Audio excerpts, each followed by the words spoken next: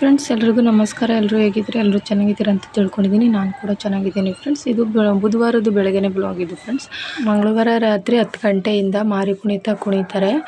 ರಾತ್ರಿ ಬೆಳಗಾನ ಮಾರಿ ಕುಣಿತ ಕುಣಿತಾರೆ. ಬೆಳಗ್ಗೆ 9 ಗಂಟೆ ಗಂಟೆನೂ ಮಾರಿ ಕುಣಿತ ಕುಣಿತಾ ಇರ್ತಾರೆ. ಅದಾದಮೇಲೆ ತಮ್ಮಡಪ್ಪ ಅವರು ಬಂದು ತೀರ್ಥ ಹಾಕೋ ತನಕ ಕುಣಿತಾರೆ. ತೀರ್ಥ ಹಾಕಿದ್ಮೇಲೆ ನಿಲ್ಲಿಸ್ತಾರೆ ಫ್ರೆಂಡ್ಸ್. ಹಾಗೆಯೇ ನಮ್ಮ ಮನೆಯವರು ಬೆಳಗ್ಗೆ ಎಷ್ಟು 7:30-8 ಗಂಟೆ ಆಗಿದೆ. ಆವಾಗ ಆ ಟೈಮಲ್ಲಿ ನನ್ನ ಮಗಳನ್ನ ಎತ್ಕೊಂಡು ಕುಣಿತಾ ಇದ್ದಾರೆ ನೋಡಿ.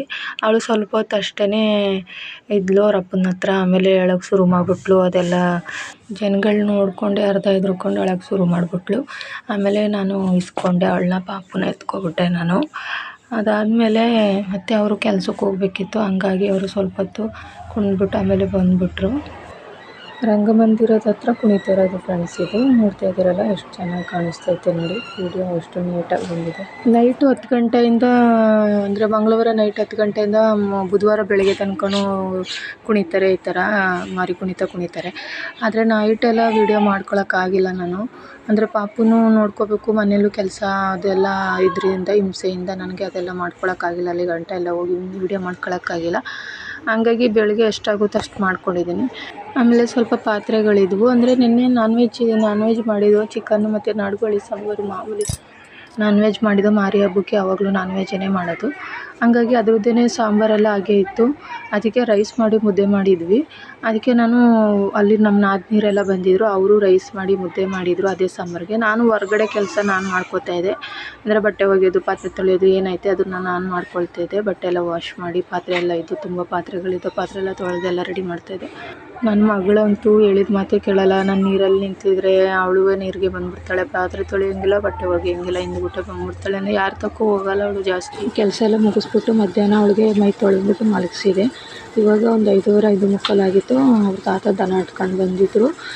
ಇವಾಗ ಅವಳು ಪಾಪುನ ಅಂಗಡಿ ಕರ್ಕೊಂಡು ಹೋಗ್ತೀನಿ ಅಂದ್ಬಿಟ್ಟು ಕರ್ಕೊಂಡು ಹೋಗ್ತಾಯಿದ್ರು. ನಾನು ಸಂಜೆಗೆ ಅಡುಗೆಗೆಲ್ಲ ರೆಡಿ ಮಾಡ್ಕೊಳ್ಳೋಣ ಅಂತೇಳಿ ರೆಡಿ ಮಾಡ್ತಾಯಿದ್ದೆ. ಸಂಜೆಗೆ ನಾನು ಅಲಸಂದೆ ಕಾಳು, ಹೆಸ್ರು ಕಾಳು ಹಾಕ್ಬಿಟ್ಟು ಉಪ್ಸಾರು ಮಾಡಿಬಿಟ್ಟು, ನುಗ್ಗೆ ಸೊಪ್ಪು ಹಾಕಿ ಉಪ್ಸಾರು ಮಾಡಿ ಬಸ್ದುಬಿಟ್ಟು ಒಗ್ಗರಣೆ ಹಾಕ್ತಾಯಿದ್ದೆ.